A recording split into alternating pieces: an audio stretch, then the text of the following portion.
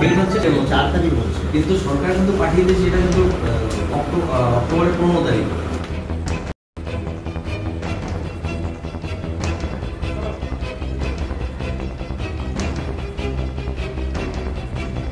মন্থা এবং এসআইআর নিয়ে সাংবাদিক বৈঠক করে টিএমসি কর্মীদের সতর্ক করলেন তৃণমূল জেলার সভাপতি।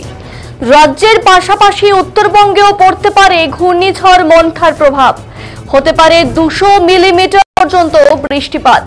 এই মর্মে ইতিমধ্যেই কমলা সতর্কতা জারি করেছে হাওয়া অফিস। প্রবল বৃষ্টির জেরে ফের তিস্তা কিংবা জলঢাকা নদীতে জলস্ফীতি হয়ে জলপাইগুড়ি জেলায় বন্যা পরিস্থিতি তৈরি হতে পারে। তাই দলীয় কর্মীদের আগাম সতর্ক করে দিলেন তৃণমূলের জলপাইগুড়ি জেলা সভাপতি মহুয়া গোপ। বুধবার রাতে তৃণমূল জেলা কার্যালয়ে সাংবাদিক সম্মেলন করে তিনি প্রতিটি বুথে থাকা টিএমসি কর্মীদের আগামী 31 তারিখ পর্যন্ত অত্যন্ত সতর্ক থাকতে হবে বলে জানিয়েছেন। একই সাথে বানভাসী পরিস্থিতি হলে ঝাঁপিয়ে পড়ার নির্দেশ দেন তিনি। এসআইআর নিয়ে বিএলএদের সতর্ক করলেন তৃণমূল জেলা সভাপতি মহুয়া গোপ। তিনি বলেন, এসআইআর চলাকালীন বিএলওরা যখন বাড়ি বাড়ি যাবে তখন তাদের সাথে যেন দলের বিএলওরা উপস্থিত থাকে, কারণ মানুষ এসআইআর নিয়ে আতঙ্কে আছে। কর্মীদের কড়া নজরদারি রাখার নির্দেশ দেন তিনি, কারণ নাম যেন কারি নিয়েও সতর্ক দৃষ্টি রাখতে নির্দেশ দিয়েছেন মহুয়া গোপ।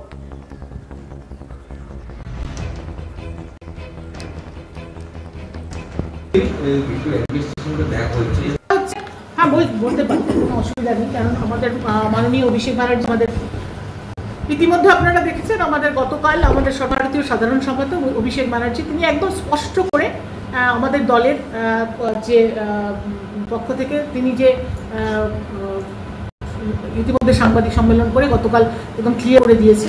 সেখানে একদম পরিষ্কার যে বক্তব্য যে এসআইআর এটা তো সম্পূর্ণভাবে বিজেপির একটা পরিকল্পিত একটা ষড়যন্ত্র, যে ষড়যন্ত্র বারবার তারা করেন, যেমন করে করেন, এবং সেইভাবেই এসআইআর এর যে ষড়যন্ত্র সেটা হচ্ছে নির্বাচন কমিশনকে দিয়ে এখানে এসআইআর এর পরোক্ষভাবে যে আমাদের এসআইআর এর পরে যেটা হবে এনআরসি, একটা ঘুরিয়ে এনআরসি, এই চক্রান্ত বিজেপির চক্রান্ত।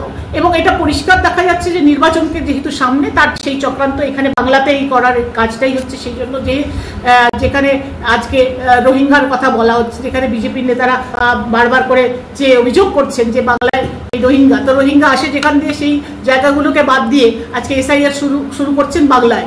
তার মানে এখানে এটা রাজনৈতিক ষড়যন্ত্র, এটা আমাদের সর্বভারতীয় সাধারণ সম্পাদক পরিষ্কার করে বলেছেন।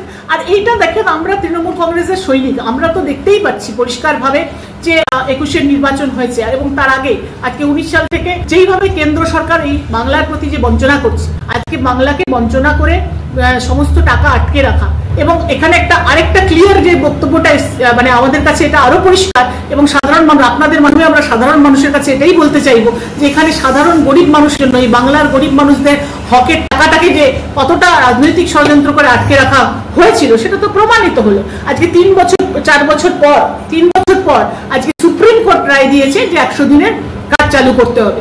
অর্থাৎ কি, আজকে বিজেপি এটা এই বাংলায় সমস্ত রাজ্যকে যে কেন্দ্রের যে প্রাপ্য টাকা দিলেও আজকে বাংলার ক্ষেত্রে, আমাদের পশ্চিমবঙ্গের ক্ষেত্রে এই টাকা বারবার মাননীয় মুখ্যমন্ত্রী চিঠি করার পরেও, এবং আমাদের নেতা অভিষেক ব্যানার্জি দিল্লি পর্যন্ত যে আমাদের সাধারণ যারা জব কার্ড হোল্ডার তাদেরকে আন্দোলনের পরেও কিন্তু এরা কিন্তু সেটাকে বন্ধ করে রেখেছিল। তাই এরা হচ্ছে বাংলা বিরোধী, বিজেপি হচ্ছে বাংলা বিরোধী এবং বাংলার মানুষ বিরোধী। এরা গরিব মানুষের বিরোধী, এরা গরিব মানুষকে কষ্টে ফেলে আজকে আবাস যোজনার ঘরের টাকা বন্ধ করে, আজকে 100 দিনের টাকা বন্ধ করে যেইভাবে এটা রাজনীতি করেছে, এখানে পরিষ্কার যে এই এখন এসআইআরটাও তাদের একটা চক্রান্ত, নির্বাচনের সামনে এই চক্রান্ত করে।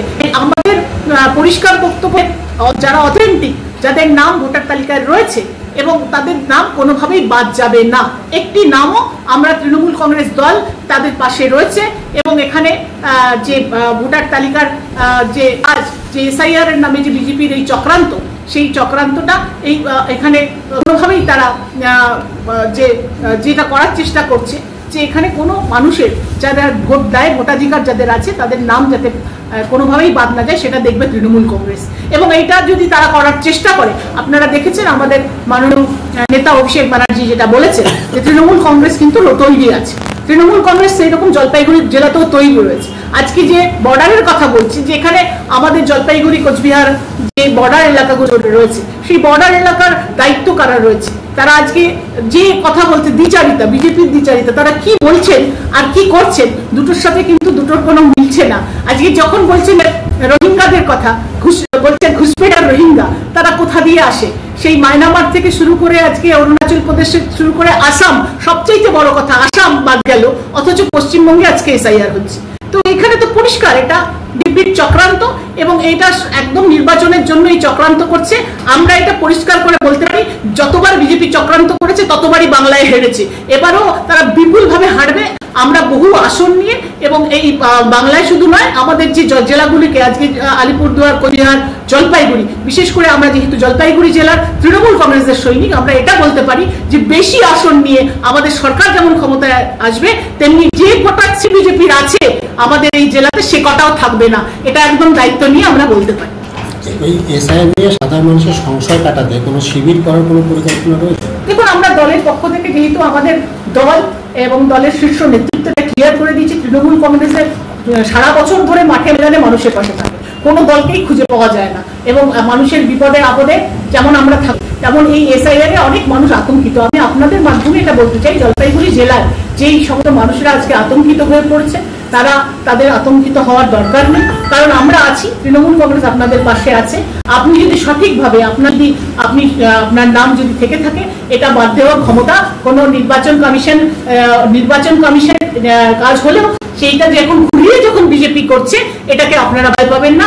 বিজেপি কোনোভাবেই আপনাদের নাম বাদ দিতে পারবে না, এবং তৃণমূল কংগ্রেস একদম বুথ স্তর থেকে আপনাদের পাশে আছে। আপনাদের কোনো আতঙ্কিত হওয়ার এখানে বিষয় নেই। এটা আপনাদের মাধ্যমে আমি বলতে চাই, জলপাইগুড়ি জেলার মানুষেরা এখন এই ভোটের নাম কেটে যাওয়ার, এটা তো বুঝতেই পারছেন যে এটা চক্রান্ত, এবং এই নাম কেটে এনআরসি আজকে যে কাজ করে দিয়ে যাচ্ছে, আমাদের কাছে খবর আছে বহু এলাকায় মানুষ আতঙ্কিত। আপনারা দেখেছেন গতকাল যে পানিহাট ইয়েতে যে ঘটনা ঘটেছে, যে একজন সুইসাইড করে, আমাদের কাছেও খবর আছে, আমাদের বিভিন্ন এলাকায় মানুষ এরকম অনেকটাই আতঙ্কিত হয়েছে, যে জেলখানা তৈরি করেছে বিজেপি। তো এই বিজেপির যেটা চক্রান্ত, সেটা মানুষ বুঝতে পারছে, কিন্তু যারা আতঙ্কিত হচ্ছে, সেই আতঙ্কিত মানুষদের পাশে তৃণমূল কংগ্রেস আছে। তাদেরকে কোনোভাবেই আতঙ্কিত হওয়ার প্রয়োজন নেই। তারা যদি সঠিক ভোটাধিকার তারা যদি ভোট দিয়ে থাকেন, তারা যে রেড অ্যালার্ট জারি হয়েছে, দুদিন ইয়েলো আর পরশু অরেঞ্জ আছে। তো আমাদের জলপাইগুড়ি জেলা, এটা তো সবসময় এটা আমাদের মাথায় রাখতে হয় যে আজকে যে ওয়েদার রয়েছে, তাতে আমরা দেখতে পাচ্ছি যে পাহাড়, অর্থাৎ সিকিম এবং ভুটানে যদি বৃষ্টি হয়, তাহলে জলপাইগুড়িতে আমাকে সতর্ক থাকতেই হবে, কারণ আমাদের যে নদীমাতৃক জেলা, যেখানে এতটা নদী রয়েছে, এবং এই মাত্রই যেটা হয়ে গেল, যেটা ভয়াবহ বন্যা, যে পরিস্থিতি থেকে আমরা যে ভয়াবহ একটা অভিজ্ঞতা থেকে আমরা উঠে আসলাম, তাতে করে আছে জেলা প্রশাসনের পক্ষ থেকেও একটা মিটিং ডাকা হয়েছিল, যে মাননীয় জেলা একটা মিটিং ডেকেছিলেন, যেখানে সবাইকে, সমস্ত লাইন ডিপার্টমেন্ট, পুলিশ সহ প্রত্যেকে, এবং আমাদের যারা জনপ্রতিনিধি, মন্ত্রী থেকে বিধায়ক থেকে শুরু করে, তো সেখানে ভার্চুয়ালি কেউ ছিলেন উপস্থিত, মন্ত্রী ছিলেন, আমরা ছিলাম উপস্থিত।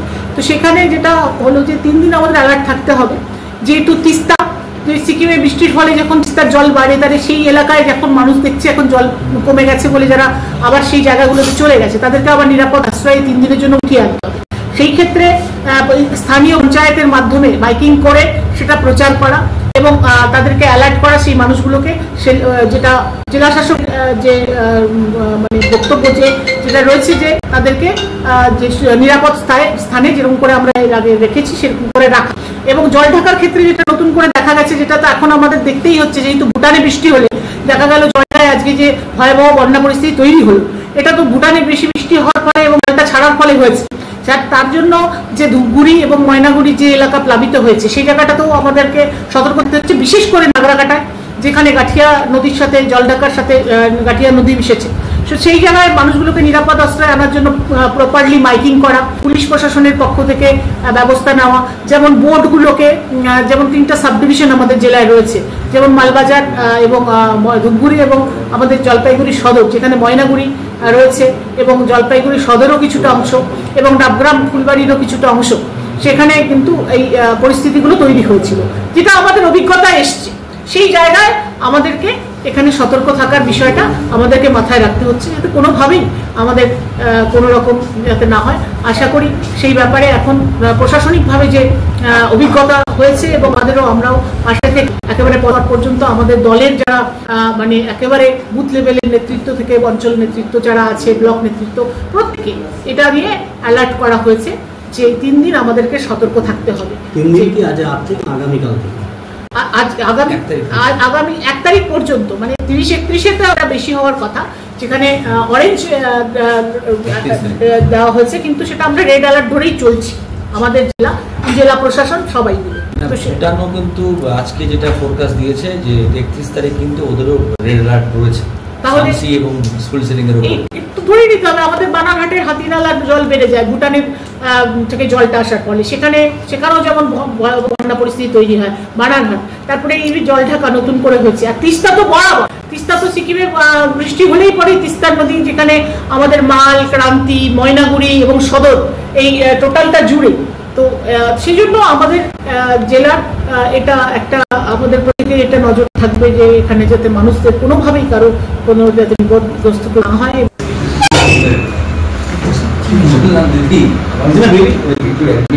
দেখা হচ্ছে আমরা সহযোগিতাটা পাচ্ছি, কিচ্ছু পাই